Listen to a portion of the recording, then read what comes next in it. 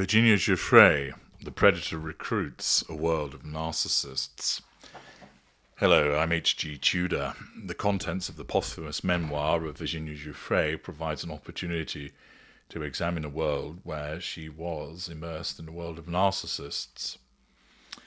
Continuing from the earlier video, she explains how she was involved in being recruited by Ghislaine Maxwell, but now there is the further ensnarement as a consequence of her involvement with Jeffrey Epstein. She's been taken to meet him and straight away is faced with looking at his bare backside as she's been invited to massage him. She continues by explaining that Palm Beach was just 16 miles from her hometown, but the economic divide made it seem way further. I needed to learn how rich people did things. Besides, while the man on the table was nude, it's not like I was alone with him. The fact that a woman was with me made me breathe easier. Pausing there. This will be something that was deliberately done by Epstein and Maxwell in order to create a false sense of security for Giuffre. Both of them predators, one with a much greater level of awareness than the other, will nevertheless have utilised the presence of Maxwell to try and create some kind of assurance that she was safe because there was a woman present, which of course would make it easier for the purposes of gaining the trust of Giuffre. She began the lesson. When giving a massage, she said, I should keep one palm on the client's skin at all times so as never to startle him. Continuity and flow are key, she explained. We started in on his heels and arches, then moved up his body. When we got to his buttocks, I tried to glide past them, landing on his lower back, but Maxwell put her hands on top of mine and guided them to his rear. Assertion of control through physical means. It's important that you don't ignore any part of the body, she said. If you skip around, the blood won't flow right. Only later would I see how, step by practice step, the two of them were breaking down my defences. Every time I felt a twinge of discomfort, one glance at Maxwell told me I was overreacting. Thus, Epstein is triangulating her with the presence of Maxwell, in essence to keep her in line and to nullify any concerns that she has, which would be a threat to control. And so it went on, she continues, for about half an hour, a seemingly legitimate massage lesson. Epstein asked me questions. Do you have siblings? 2 brothers, I said. Where'd you go to high school? I told him I'd quit after 9th grade, but I was only 16. Do you take birth control? Epstein asked. Was that a weird question in a job interview? Note the asking of the questions is the eliciting of information which he can then utilise. The fact that she quit school would signal to him as the apex predator that he is, or was, that this was an individual who was perhaps not particularly educated, which would assist in her manipulation, and that it was likely that her job opportunities would be restricted, meaning that the opportunity to earn decent money would prove particularly attractive. The presence of money is a major motivator for most people, and a predator and a manipulator knows how to utilise that need, that want in an individual to their advantage. The fact that he asks about birth control and how she queries whether it was a weird question, again, demonstrates her naivety. It also is the fact that he is testing the boundary of control with also useful information, because, of course, of what would come to happen.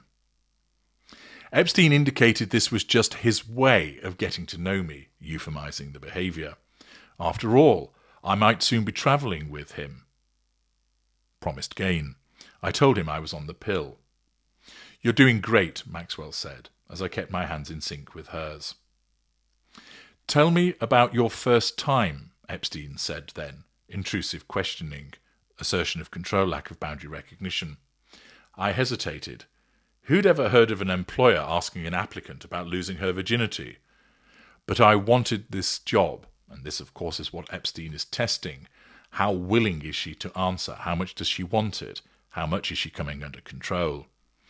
So I took a deep breath and described my rough childhood. I'd been abused by a family friend, I said vaguely. This, of course, would light up to a predator such as Epstein, as he would recognise that this not only would show vulnerability, but also the capacity for being imprinted with regard to repetitive behaviour. She explained, I spent time on the streets as a runaway. Epstein didn't recoil. Instead, he made light of it, teasing me for being a naughty girl. Not at all, I said defensively. I'm a good girl. I've just always found myself in the wrong places. Epstein lifted his head and smirked at me. It's okay, he said. I like naughty girls. Then he rolled over onto his back, and I was startled to see he had an erection. Without thinking, I raised both my hands, holding them up in the air as if to say, stop. But when I looked at Maxwell, she remained unfazed. Ignoring his aroused penis, she put both hands on his right pectoral muscles and began kneading. Like this, she said, continuing as if nothing were amiss. You want to push the blood away from the heart. Epstein winked at her and then moved his right hand down to his crotch. You don't mind, do you? He asked as he began stroking himself. Lack of boundary recognition. Also, testing the limits of control. This is the moment that something cracked inside of me. How else to explain why my memories of what came next are splintered into jagged shards? Maxwell peeling off her clothes, a mischievous look on her face. Maxwell behind me, unzipping my skirt and pulling my Mar-a-Lago polo shirt over my head. Epstein and Maxwell laughing at my underwear, which were dotted with tiny hearts. How cute, she still wears little girls' panties, Epstein said. He reached for a vibrator which he forced between my thighs, as Maxwell commanded me to pinch Epstein's nipples as she rubbed her own breasts and mine. A familiar emptiness flooded me. How many times had I put my faith in someone, only to be hurt and humiliated? I could feel my brain begin to shut down. My body could not escape from this room, but my mind couldn't bear to stay, so it put me on a kind of autopilot, submissive and determined to survive. Accordingly, the first occasion that she's introduced to Epstein, she is abused, demonstrating a lack of emotional empathy for her, both by Epstein and also Ghislaine Maxwell. That she is a young girl that has been involved in this against her will, that they naturally expected that this would happen, that there's no hesitancy in what they did, demonstrating that not only was this something that they had done before, but also demonstrative of their sense of entitlement and the way that Giuffre was simply regarded as an object. She continues by explaining, so many young women, myself included, have been criticised for returning to Epstein's lair even after we knew what he wanted from us. How can you complain about being abused, some have asked, when you could so easily have stayed away? But that stance discounts what many of us had been through before we encountered Epstein, as well as how good he was at spotting girls whose wounds made them vulnerable. Several of us had been molested or raped as children. Many of us were poor or even homeless. We were girls who no one cared about, and Epstein pretended to care, cognitive empathy. A master manipulator, he threw what looked like a lifeline to girls who were drowning. In effect, a common tactic by a manipulator that picks individuals that are vulnerable, that are in vulnerable situations, and offers them a way out. And there is always a price to pay in that regard. If they wanted to be dancers, he offered them dance lessons. If they aspired to be actors, he said he'd help them get them roles. And then he did his worst to them. One day, probably 2 weeks after I'd met them, Epstein upped the ante. I was upstairs cleaning up after another massage when Epstein told me to come to his office.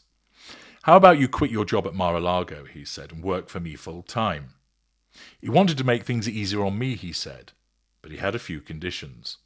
As his employee, I would be at his beck and call day and night. And another thing, I could no longer live in my parents' trailer. Seeing me come and go at all hours might make them suspicious, he said. He held out a wad of cash, probably $2,500, bribery. Use this, he said, to rent yourself an apartment. I'd never held that much money in my hand before. I thanked him, even as a twinge of worry crept into my head. By this point, I had seen dozens of girls coming and going from his house. Many came once and never returned. If he got rid of them so quickly, would Epstein eventually throw me away too? Pausing there. Notice that this man is abusing her. And what is her concern? Will he get rid of me? Demonstrating that she is of the mindset that a predator wants, that she feels inextricably bound to her abuser. Epstein must have sensed my qualms, because he walked around his desk, picked up a grainy photograph, and handed it to me. The image had been taken from some distance, but it was unmistakably my little brother. I felt a stab of fear. Threatened loss. Triangulation with person. We know where your brother goes to school, Epstein said. He let that sink in for a moment, then got to the point. You must never tell a soul what goes on in this house. He was smiling, but the threat was clear. And I own the Palm Beach Police Department, he said, so they won't do anything about it. In actual fact, Epstein isn't threatening. What he's engaging is informing her. He's simply telling her the way that it is. His reach, his manipulativeness, his wealth, the fact that he knows exactly the type of individual that he's dealing with. He's simply informing her of what will happen. And, because of his reach and his ability, he could make it happen. It's not an empty threat, for instance, that a mid-ranger might issue. From the start, Giuffre continues, Epstein and Maxwell held me to my promise to be available at all times, demonstrating, of course, a monopolization of her time, part of the narcissistic dynamic and the objectification of Giuffre. Someday the call would come in the morning. I'd show up, perform whatever sex acts Epstein wanted, then hang out beside his vast swimming pool while he got some work done. If Maxwell was there, I was often told to attend to her sexually as well. She kept a bin of vibrators and sex toys handy for these sessions. But she never demanded sex from me one-on-one, only when we were with Epstein. Sometimes there were other girls there too, and I'd end up staying at El Brillo Way all day. In October 2000, Maxwell jetted off to New York to meet up with her old friend Prince Andrew, Queen Elizabeth II's second-born son. On Halloween, along with other guests that included Donald Trump and his future wife, Melania Knaus, Maxwell and Prince Andrew attended a party hosted by German supermodel Heidi Klum at the Hudson, a swanky hotel. Maxwell was proud of her friendships with famous people, especially men. She loved to talk about how easily she could get former President Bill Clinton on the phone. She and Epstein had visited the White House together when Clinton was in office. Triangulation with person once again. While they usually slept in separate bedrooms and rarely kissed or held hands, it seemed to me that Maxwell and Epstein lived in complete symbiosis. What you're witnessing here is cementation of two narcissists. Epstein, who described Maxwell as his best friend, valued her knack for connecting him to powerful people, residual benefit. Maxwell, in turn, appreciated that Epstein had the resources to fund the lavish life she thought she deserved, yet had trouble affording after the death of her father, the media mogul, Robert Maxwell. Accordingly, these two narcissists come together and benefit from one another. She affords him the contacts, which is a residual benefit. He provides her with wealth, which is a residual benefit. The fact that they also, with an absence of emotional empathy, a sense of entitlement and lack of accountability, are content to abuse young girls together, means that there's further cementation between the two of them. In social settings, Maxwell often appeared vivacious, the life of the party. But in Epstein's household, she functioned more as a party planner, scheduling and organising an endless parade of girls who she recruited to have sex with him. Over time, I would come to see Epstein and Maxwell less as boyfriend and girlfriend, and more as two halves of a wicked whole. More from the memoir of Virginia Giuffre that demonstrates how she was inserted into a world of narcissists in respect of the behaviours, especially of the narcissists that are Ghislaine Maxwell and the now dead Jeffrey Epstein. Next, we'll be learning more about how Giuffre coped with what was going on and how she was effectively pimped out by Epstein. to other individuals, demonstrating yet more of the narcissism of him and Maxwell. I'm H.G. Tudor. Thank you for listening.